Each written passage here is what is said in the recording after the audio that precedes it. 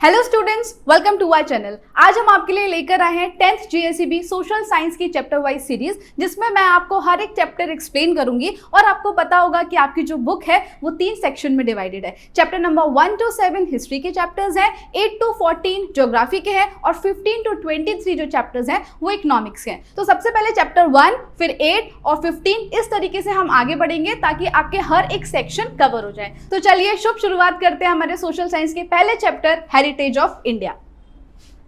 So, we all know that India is the land of Asian culture. India का जो culture है, India का जो सिविलाइजेशन है वो बहुत पुराना है। विष्णु पुराण में क्या लिखा है?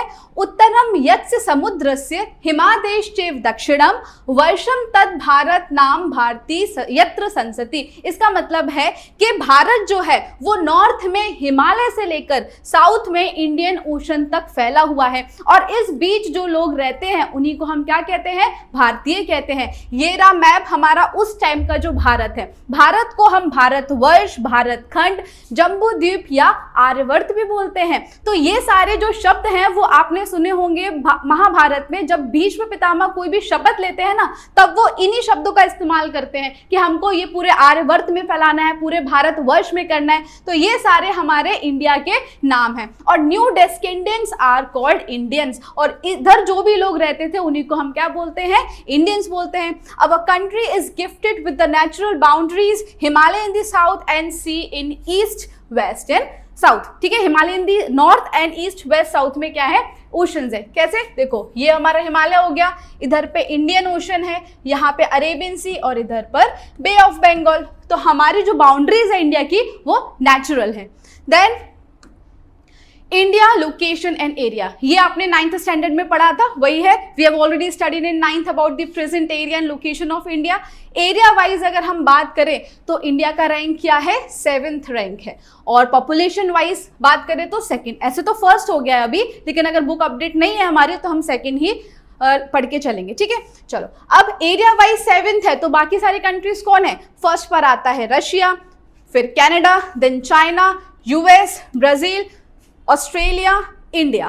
क्लियर? और इंडिया के बाद अर्जेंटीना, कजाकिस्तान, अल्जीरिया, ये सारे टॉप 10 कंट्रीज हैं एरिया वाइज। डन।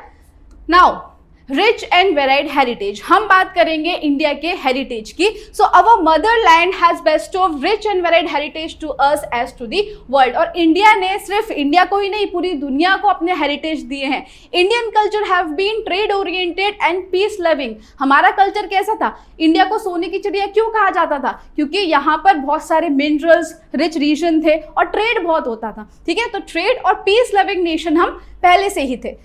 सत चित आनंद, सत्य यानी कि ट्रुथ, चित यानी कि मन और आनंद यानी कि हैप्पीनेस। तो सत चित आनंद ये इंडिया ने ही पूरी दुनिया को सिखाया। सत चित आनंद ये किस कल्चर का कॉन्सेप्ट है? सो इंडियन कल्चर का कॉन्सेप्ट है। इसके अलावा mutual exchange of different cultures.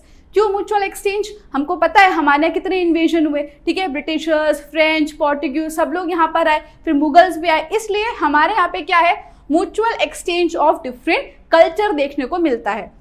They have accepted the values of non-violence and peace which have been adopted and admired by the world। और जो भी बाहर के लोग हैं इंडिया आए, उन्होंने हमारी वैल्यूज को एक्सेप्ट किया। ठीक है, कौन कौन सी? जैसे नॉन वायलेंस हो गया, ठीक है, अहिंसा, और दूसरा पीस। ये दोनों चीजें एक्सेप्ट करके वो इंडिया में ही बस गए। आए तो थे ट्रेड करने, लेकिन जिस तरीके का यहाँ माहौल देखा तो वो लोग यहाँ पर ही बस गए। People right from the beginning of Indus Valley civilization till today have made our country rich and wealthy with their intellectuality, ability, talent and skill। जितने भी यहाँ पर लोग आए हैं उन्होंने हमारे कल्चर में कुछ ना कुछ एडिशन ही किया है। ठीक है, तो इंडस वैली सिविलाइजेशन से लेकर आज तक अलग अलग कल्चर हमारे इंडियन कल्चर में ऐड होते ही जा रहे हैं। Now what do mean by culture? Culture का मतलब क्या होता है? तो जिस तरीके से हम अपनी जिंदगी जीते हैं that is culture. So culture means a way of life. 1 marks में पूछा जाता है, यहाँ ब्लैंक रख देंगे, dash means a way of life, तो आंसर क्या होगा? Culture. Now It is made of changes that occur in public life, social rules and regulation of different societies। देखो, पहले जो रूल्स एंड रेगुलेशन चलते थे, क्या आज भी वो चलते हैं? नहीं ना। जनरेशन टू जनरेशन सोसाइटी में चेंजेस आते रहते हैं। पहले चाइल्ड मैरिजेस थी, अब नहीं होती है। ठीक है, पहले सती प्रथा हुआ करती थी, अब नहीं होती है। तो सोसाइटी में चेंजेस आते रहते हैं। It can be said that, तो हम क्या कह सकते हैं? कल्चर क्या है? It is a total of habits, sum total of habits, values, custom, tradition and ideals leading human to the highest level.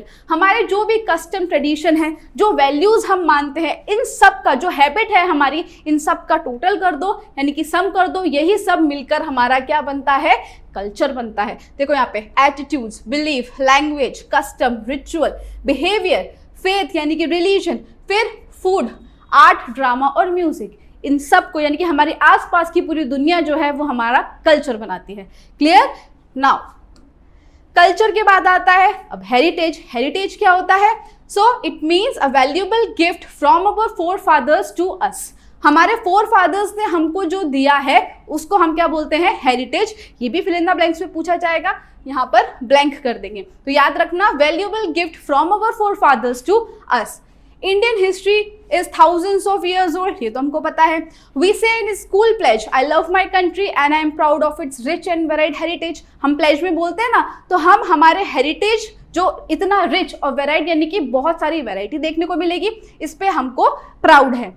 In this context, heritage is a precious gift from our motherland to the world, to the whole world about mysteries of human life. देखो हमारे यहाँ की जितनी भी discoveries हैं आज पूरी दुनिया उस पर स्टडी कर रही है, यानी कि हमारा जो हेरिटेज है वो सिर्फ इंडिया के लिए नहीं, पूरी दुनिया के लिए वैल्यूएबल और प्रेशियस गिफ्ट है। नाउ हमने हमारे हेरिटेज को दो पार्ट में डिवाइड कर दिया, एक है हमारा नेचुरल हेरिटेज और दूसरा है हमारा कल्चरल हेरिटेज। नेचुरल हेरिटेज यानी कि क्या होता है? जितने भी लैंडस्केप, रिवर्स, वाइल्ड लाइफ, ये सब नेचुरल में आ जाएंगे। इंट्रोडक्शन देख लेते हैं। So natural heritage is the result of close relationship between nature, environment and human life. आज हमको जो एनवायरनमेंट मिला हुआ है, आज हमको जो नेचर मिला है, आपको क्या लगता है ऐसे ही ऐसा हमारे आने वाले जनरेशन को मिलेगा?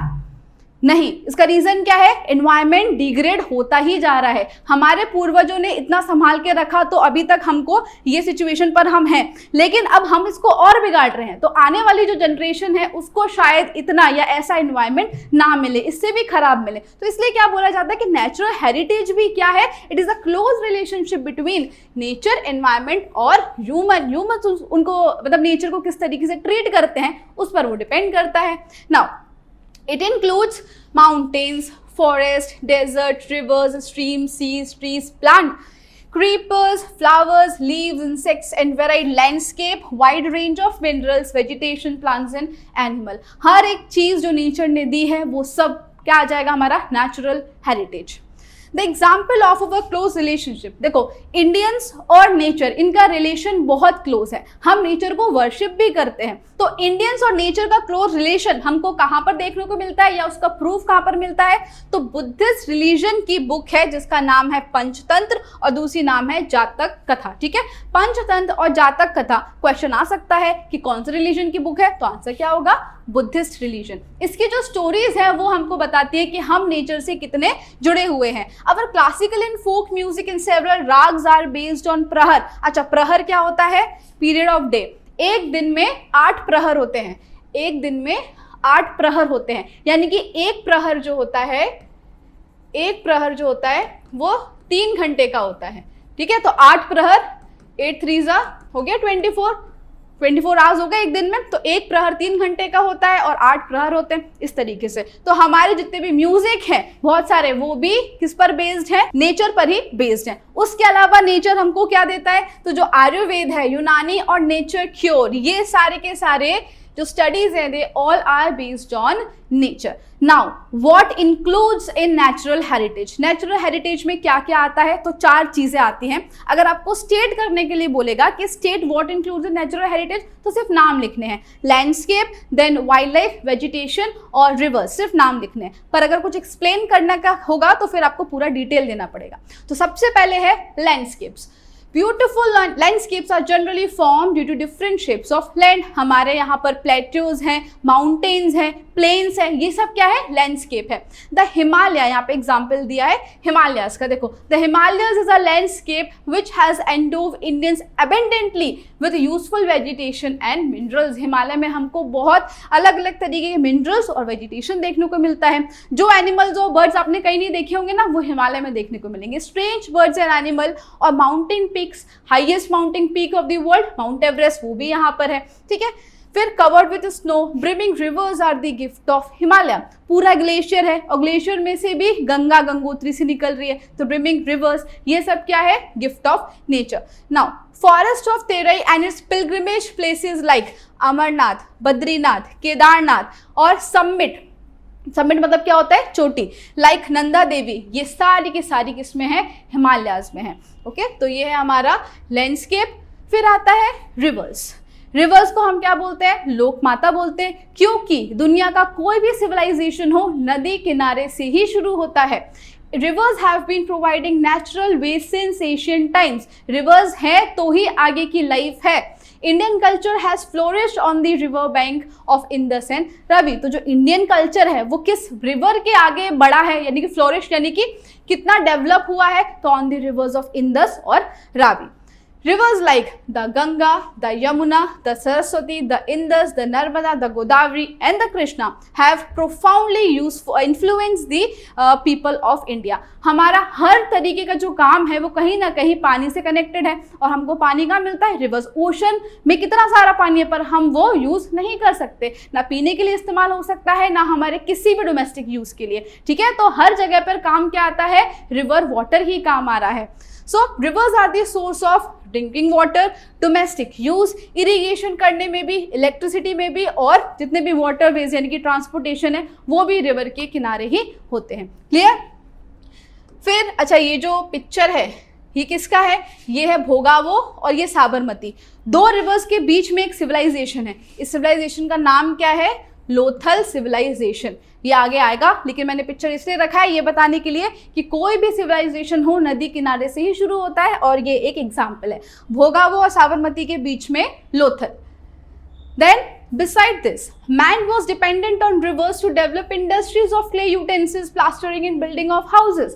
अच्छा, अब आपको लगता होगा कि ओशन वाटर तो इस्तेमाल किया जा सकता है ना कंस्ट्रक्शन वगैरह में, लेकिन नहीं, वहां पर भी रिवर वाटर ही यूज होता है, क्योंकि जो ओशन वाटर होता है उसमें बहुत ज्यादा नमक होता है ना, अल्कलाइन होता है, जो कि कंस्ट्रक्शन के लिए बिल्कुल सही नहीं है। तो इधर पे भी हम क्या करते हैं, रिवर वाटर का ही इस्तेमाल करते हैं। क्लियर। और इंडस्ट्रीज, आपने यमुना का हाल देखा होगा, इंडस्ट्रीज पे रिस्ट्रिक्शंस हैं कि वो उनको अपना जो भी वेस्ट है वो ट्रीट करके फिर ड्रेन करना है, लेकिन वो ऐसे ही ड्रेन कर देती है, और आज जो यमुना है वो कितनी ज्यादा पॉइजनस हो चुकी है, ठीक है।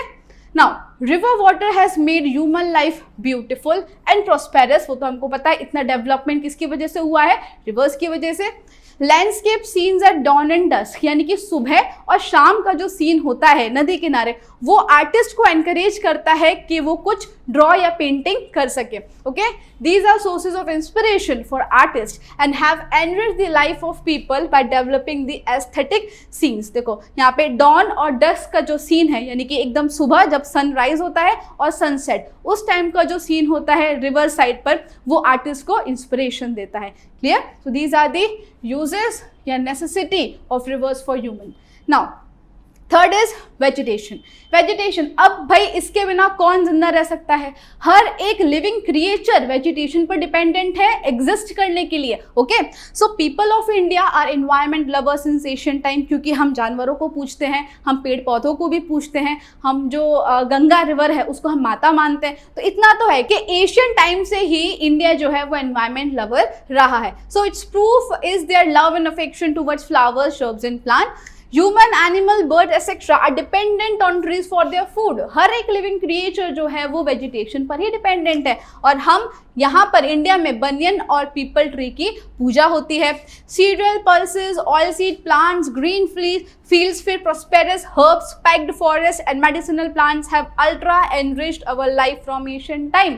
पहले तो ये सब कुछ नहीं था ना, सिर्फ और सिर्फ नेचर था, तब भी लोग जिंदा रहते थे और हमसे ज्यादा अच्छे से जिंदा रहते थे। ठीक है, उनका जो लाइफ एक्सपेक्टेंसी थी वो भी बहुत ज्यादा थी। क्यों? क्योंकि नेचर से घिरे हुए थे, इसलिए नेचर ने हमारे लिए हर एक चीज का इंतजाम करके रखा है। देखो, बीमार हो जाते हैं तो जितनी भी मेडिसिनल हर्ब्स हैं वो काम आती हैं, जैसे कि हर्डे, आंवला, बहेंडा, एलोवेरा, अर्दूसी, नीम, ये सारे मेडिसिन। एंड फ्लावर्स, अपना मूड फ्रेश करने के लिए फ्लावर्स भी है, जैसे रोज, लोटस, मोगरा, जास्मिन, फिर दमारो, स्वीट बेसिल बोलेंगे, सनफ्लावर्स, चंपा, प्लमेरिया बोलेंगे इसको, साइंटिफिक नेम है इसका।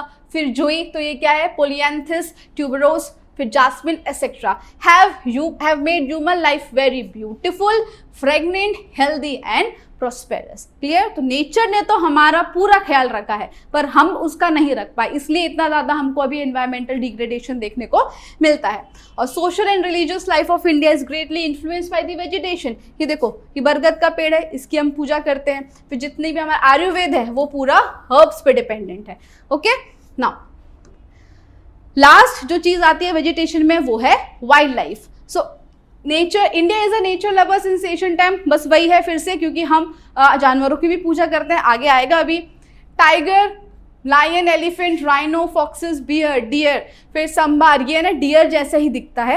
ओके, फिर rabbit, python, snake, mongoose, lizard, porcupine, like many such organism are found and seen in India. तो इसके अलावा भी काफी सारे जानवर हैं जो इंडिया में पाए जाते हैं। Now Asian Lions, Asiatic Lions जो है वो पूरी दुनिया में कहाँ पर है? सिर्फ और सिर्फ इंडिया में। और इंडिया में भी कहाँ पर? गिर, गुजरात। ये जो एशियाटिक लायन है it is found only in Gir, Gujarat, India.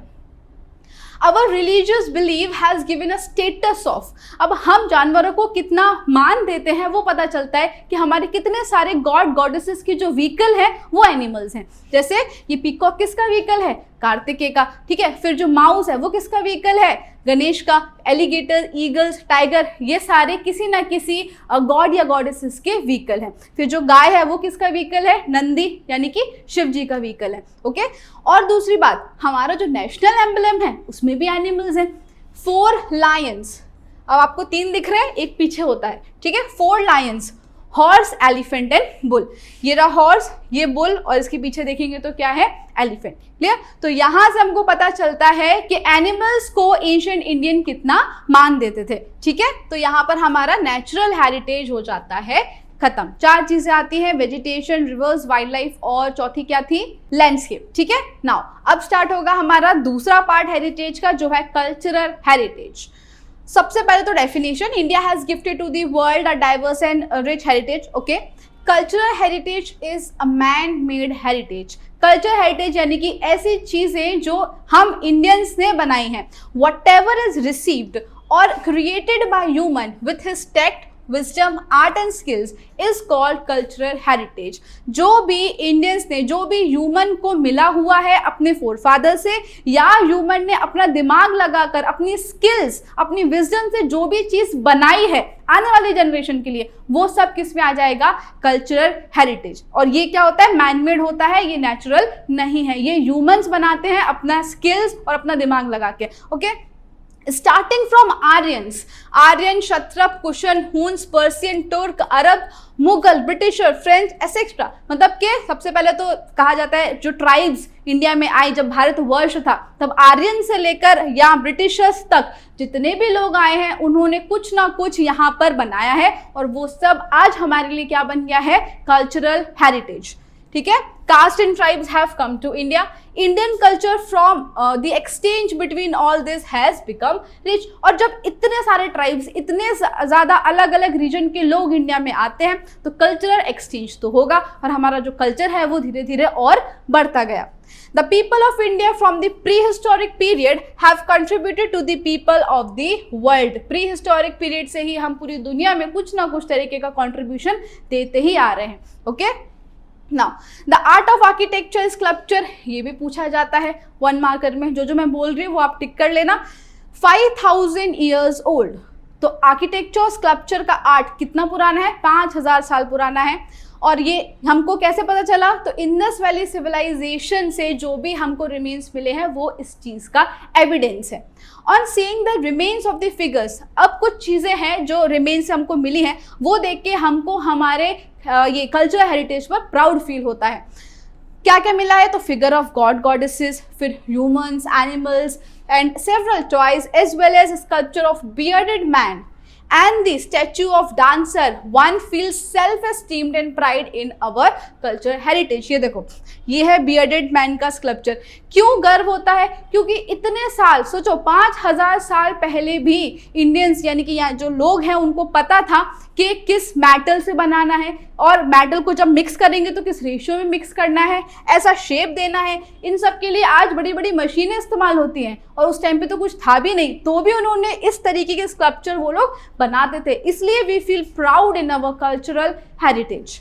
Further, when we look at the figure of bullock or lion on an inverted lotus of Mauryan era, ये मौर्यन era का सिंबल था, inverted lotus पर बुलक और lion, तो वो भी हमको मिला है।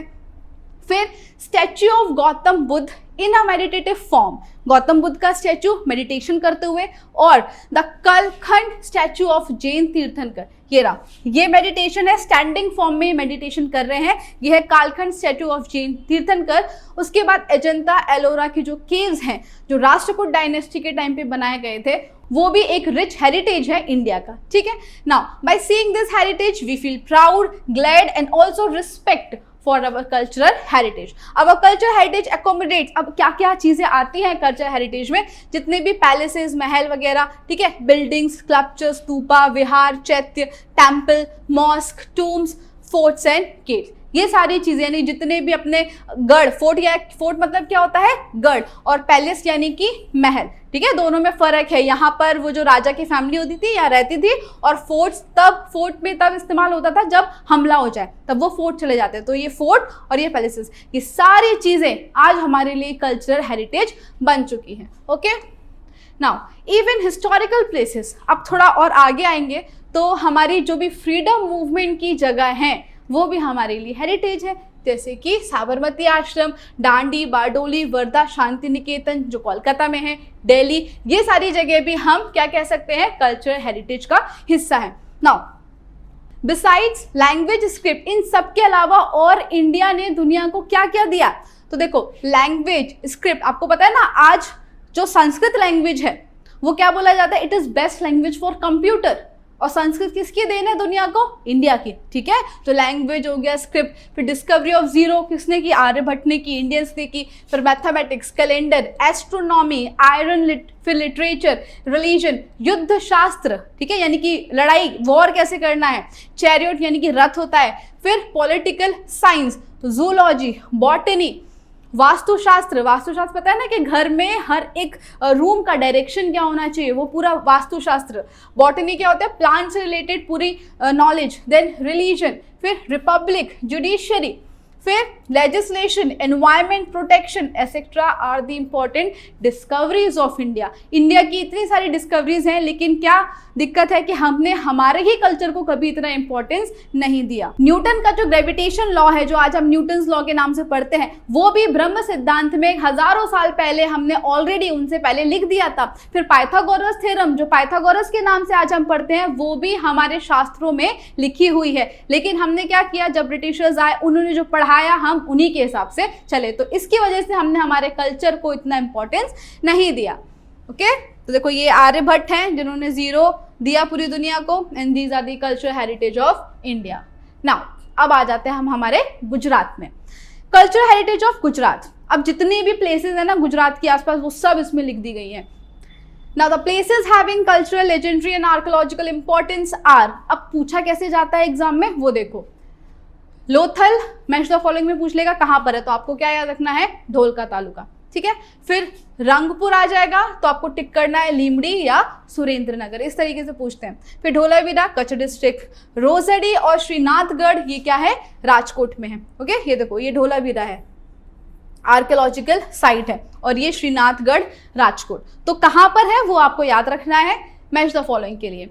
फिर और देखें तो the places of pilgrimage are victory tower of Vadnagar, stone inscription of king Ashoka, ये रहा, ये पूरा एक स्टोन है, इसके आसपास रेलिंग बना दी गई है, तो सब इस स्टोन को देखने जाते हैं, इस पे इंस्क्रिप्शन लिखे हुए हैं, ठीक है, किसके, किंग अशोका, उन्होंने जो भी यहाँ पे लिखा होगा वो। So stone inscription of king Ashoka at Junagadh, कहाँ पर है, जूनागढ़, जगह याद रखना। फिर Modhera sun temple, gate of Champaner, Rudra Mahal of Siddhpur, Mansar lake of Viramgam, ये इंपॉर्टेंट है, मानसर लेक कहाँ पर है, वीरमगाम। उसके बाद जामा मस्जिद ऑफ अहमदाबाद, झूलता मीनार यानी कि शेकिंग टावर्स, सिद्दी सैयदनी जाली, टेम्पल्स ऑफ हथ सिंह, सहस्त्रलिंग लेक, ये भी इंपॉर्टेंट है, कहाँ पर है, पाटन में, सहस्त्रलिंग लेक। फिर Rajmahal of Vadodara, tomb of Mohammed Khan, Parsi Agiyari of Navsari are worth seeing places. ये सारी जगह ऐसी हैं जो गुजरात में एक बार विजिट करनी चाहिए। ये है विक्ट्री टावर ऑफ वडनगर, सिद्दी सैयदनी जाली, और ये क्या है, मोढेरा सन टेम्पल। ओके, चलो नेक्स्ट, अब रिलीजियस प्लेसेस भी तो है, जैसे कि द्वारकाधीश टेम्पल ऑफ द्वारका, शारदा पीठ of Jagat Guru Shankaracharya, Somnath temple, one of the 12 ज्योतिर्लिंग, जो 12 ज्योतिर्लिंग है उसमें से एक क्या है, सोमनाथ। ये रहा, ये सोमनाथ है और ये द्वारका है। फिर अंबाजी इनौद गुजरात बनासकांठा, पहुचराजी महसाना डिस्ट्रिक्ट, रणछोड़राय टेम्पल, फिर डाकोर खेड़ा में, और शामलाजी अरावली डिस्ट्रिक्ट। क्लियर, ये सारे हमारी कौन सी प्लेसेस है, रिलीजियस प्लेसेस। नाउ फिर आता है well known religious, social and tourism oriented places in Gujarat are. अब जहाँ पर लोग घूमने आते हैं, जहाँ का लैंडस्केप बहुत अच्छा है, तो जैसे कि पोलो फॉरेस्ट हो गया, विजयनगर साबरकांठा डिस्ट्रिक्ट में आता है। फिर यहाँ का काइट फेस्टिवल, कांकरिया फेस्टिवल, ये रहा कांकरिया फेस्टिवल, और ये क्या है, ये पोलो फॉरेस्ट है।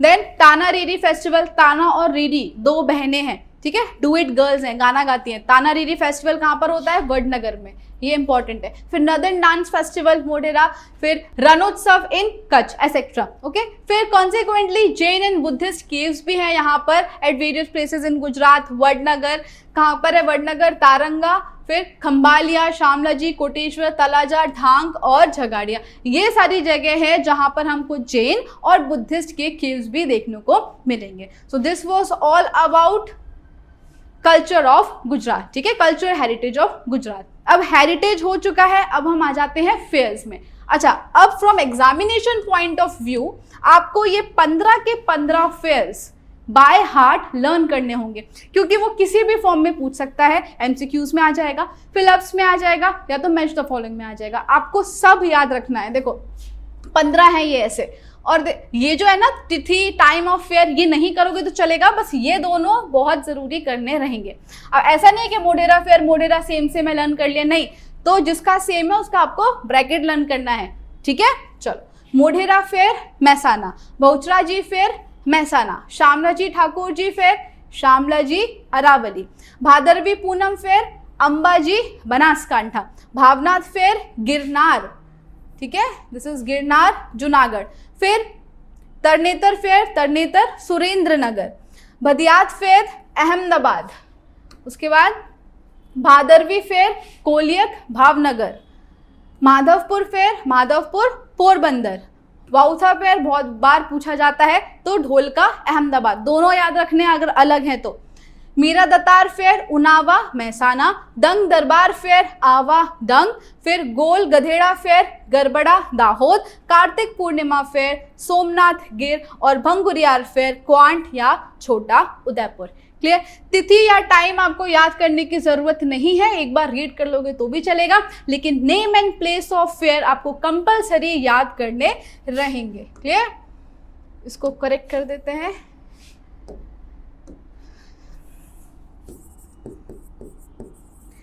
गिरनार जूनागढ़, तो ये सिर्फ 15 फेयर्स हैं, बाय हार्ट आपको याद करने हैं।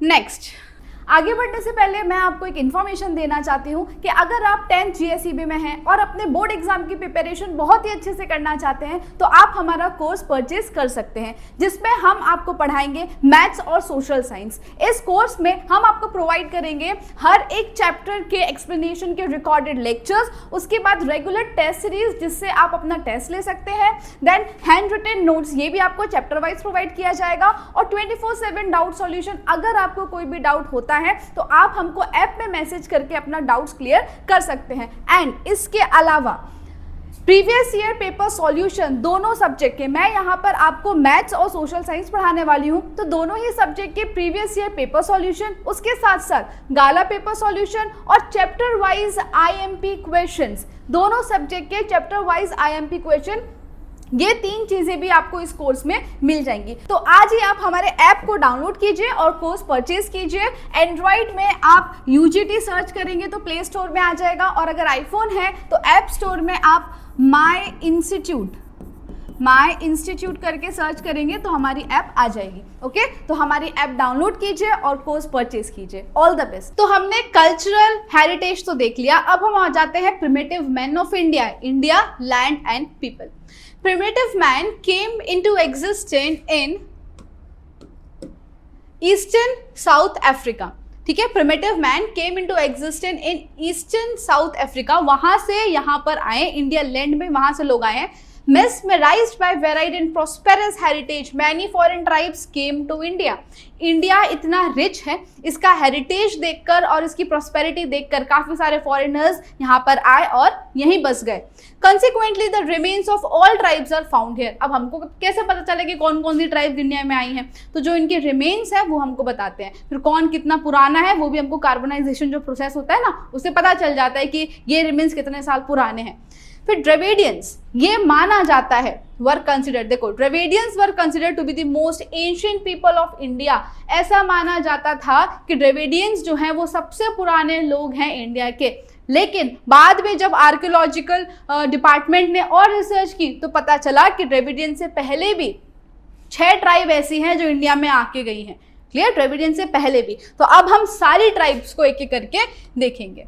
सबसे पहले आती है नेग्रिटोस या फिर हप्सी पीपल. अब क्वेश्चन कैसे पूछा जाएगा, आपको सारे ट्राइब्स की कैरेक्टरिस्टिक्स और वो कहाँ से आए हैं ये मेन याद रखना है, मैंने हाईलाइट भी किया है. चलो, नेग्रिटोस या फिर Habshi people.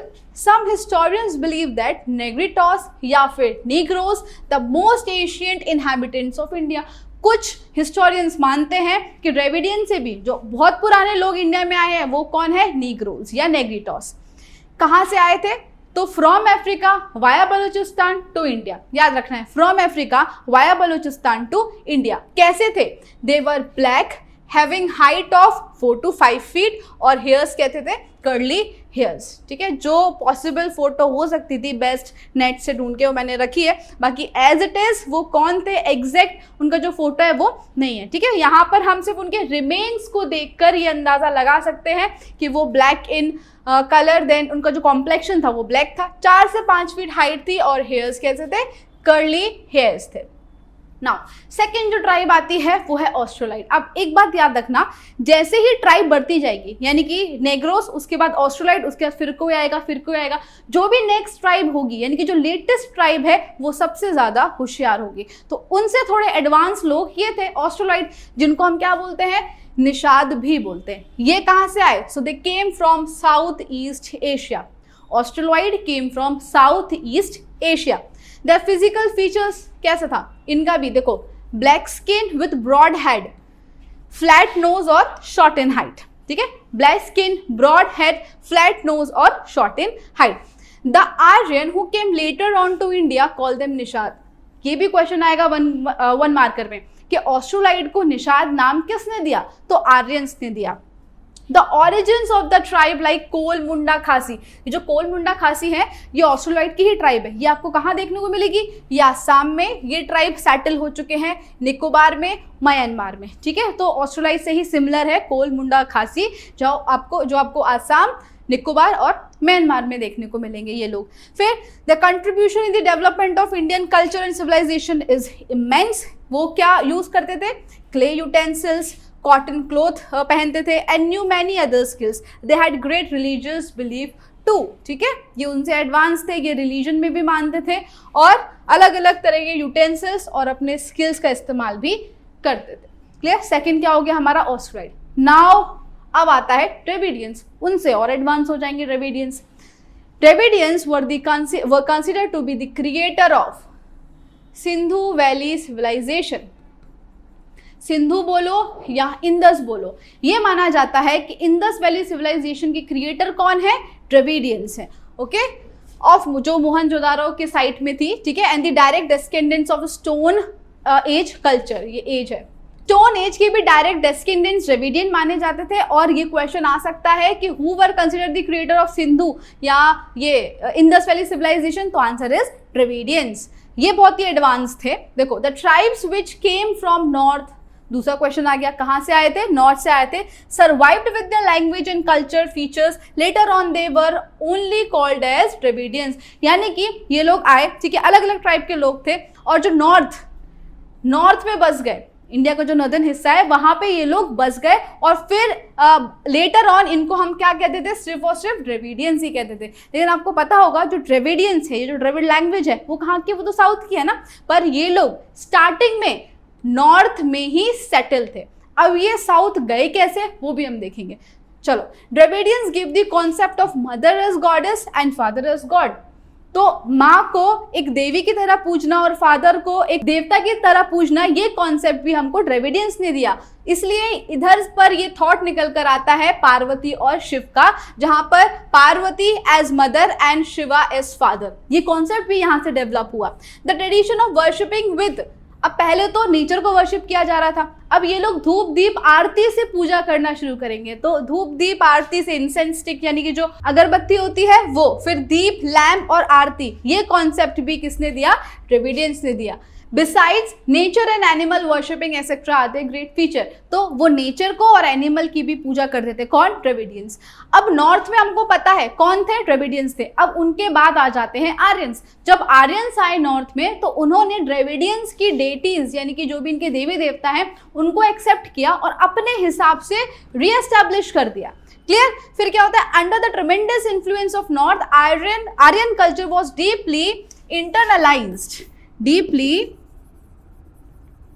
internalized by the Dravidians, hence intercaste marriages took place। अब आर्यन का इन्फ्लुएंस बढ़ने लगा, उनकी पॉपुलेशन बढ़ने लगी, तो उनका कल्चर धीरे धीरे इन्फ्लुएंस करने लगा ड्रेविडियंस को, इसलिए आर्यंस और ड्रेविडियंस में भी इंटरकास्ट मैरिजेस होना चालू हो जाती हैं। क्लियर? फिर आगे क्या होता है? Dravidians had matriarchal system of society, ये भी 1 मार्क में पूछा जाता है। अब मेट्रियार्कल यानी कि अभी जो फैमिली सिस्टम है जहां पर एक जो मेल हेड होता है उसी की सुनी जाती है, उसको हम क्या बोलते हैं? Patriarchal system of family. लेकिन जहां पर जो फीमेल होगी वो हेड होगी फैमिली की, तो उसको हम क्या बोलेंगे? Matriarchal system of society. तो ड्रेविडियंस में क्या था? विमेन को ज्यादा इंपॉर्टेंस दी जाती थी। और अभी क्या है? अगर मेल डोमिनेट करते हैं तो उनको हम क्या बोलते हैं? पेट्रियार्कल। और यहाँ पे क्या था?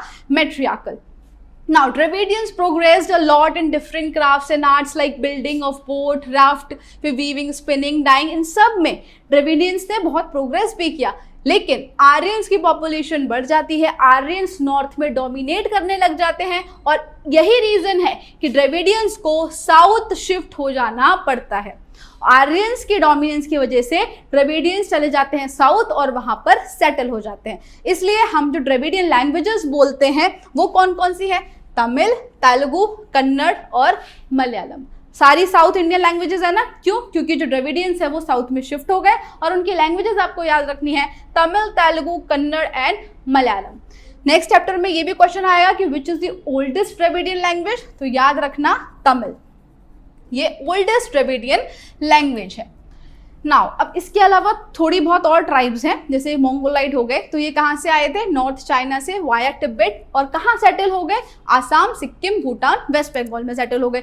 दे ग्रेजुअली इंडियनाइज देमसेल्व्स, आए थे नॉर्थ चाइना तिब्बत से, लेकिन यहाँ रहते रहते यहाँ का कल्चर एक्सेप्ट कर लिया और अपने आप को इंडियन बना लिया। Mongoloid people possess the physical characteristics, फिर से आपको याद रखना है, येलो कॉम्प्लेक्शन था। 1 मार्कर में पूछा जाता है कि येलो कॉम्प्लेक्शन की वजह से मोंगोलाइट को हम क्या कहते हैं?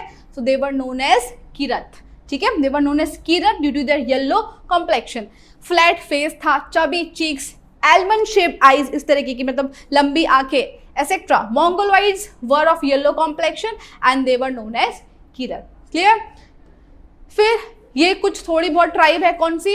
Alpine, Dinaric and आर्मेनोइड।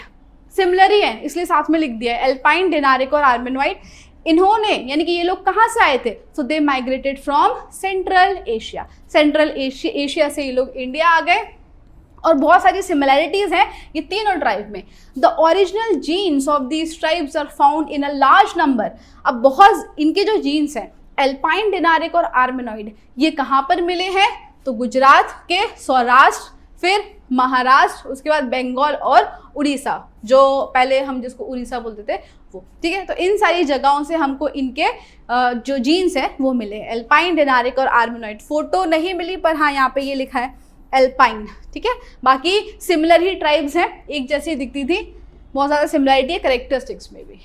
Now comes the Aryans. The Aryans यानी कि सबसे लेटेस्ट और सबसे एडवांस ट्राइब जो कि कहाँ पर सेटल हो जाती है? नॉर्थ में। तो नॉर्थ के जो लोग हैं वो सब है आर्यंस और जो साउथ के हैं वो है Dravidians. Clear? The Nordic Aryans were the creator of Aryan valley civilization. तो Aryans were the creator of Aryan valley civilization. Hindus were called Aryans. Hindus were called Aryans in Asian time. और जिस area में हिंदू की population बहुत ज्यादा थी, यानी कि जिस एरिया में आर्यंस की पॉपुलेशन बहुत ज्यादा थी, उसी एरिया को हम आर्यवर्त बोलते थे। क्लियर? क्या बोलते थे? आर्यवर्त, जो मैंने आपको फर्स्ट स्लाइड में दिखाया था, अपना पूरा आर्यवर्त भारतवर्ष, वो area. Now as 7 rivers flow, कितनी रिवर्स? 7 रिवर्स जहां बहती हैं, उस एरिया को कहा जाता है सप्त सिंधु। तो ये रही 7 रिवर्स और ये है हमारा सप्त सिंधु का एरिया। डन? पंजाब, हरियाणा और इधर पे और ऊपर जाएंगे Jammu Kashmir side. In ancient time, the first Aryan population was concentrated in northwest. Starting में आर्यन की पॉपुलेशन कंसंट्रेटेड यानी कि सिर्फ और सिर्फ ज्यादातर कहां पर थी? नॉर्थ वेस्ट में ही देखने को मिलती थी, यानी कि इस साइड नॉर्थ वेस्ट साइड ही पॉपुलेशन ज्यादा देखने को मिलती थी। The area of Aryavart was extended, फिर धीरे धीरे करके एक्सटेंड हुआ। कहां तक बढ़ा? देखो, मिथिला, बिहार, ये यहाँ पे बिहार आ जाता है ना, बिहार में मिथिला से लेकर साउथ में विंध्याचल तक, ये देखो ये रहा विंध्याचल रेंजेस, ठीक है, यहाँ ये पूरा और यहाँ पर बिहार तक, ठीक है। सो मिथिला बिहार से लेकर साउथ में विंध्याचल तक ये पूरा हमारा क्या था? आर्यवर्त था। ये पोस्ट वैदिक पीरियड की हम बात कर रहे हैं। Now they were more advanced people than any other contemporary tribe, सबसे ज्यादा एडवांस लोग थे। This vast lands was recognized with various names, अब इनके अलग अलग नाम है इस रीजन के, जैसे भारत भूमि, भारत खंड, फिर भारतवर्ष एसेट्रा। अब ये भारतवर्ष या भारत खंड किसके नाम पे पड़ा है? तो भरत कुल ट्राइब के जो राजा है किंग आर्य भरत, भरत के नाम पर हम भारत या फिर भारतवर्ष, भारत भूमि बोलते हैं, king Bharat. Aryans were nature follower, ये भी नेचर की पूजा करते थे।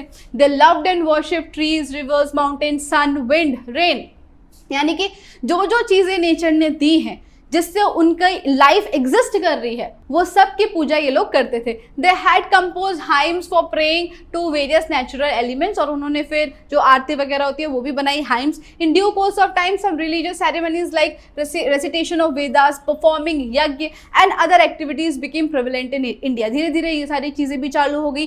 Fine amalgamation of those tribes with their specific style of living and harmonious culture was form which gave India a glorious and prosperous heritage. इसका मतलब ये है कि इतनी अलग अलग ट्राइब्स आई, लेकिन जब वो यहाँ सेटल हो गई तो उन्होंने अपने आप को इंडिया में ही ढाल लिया।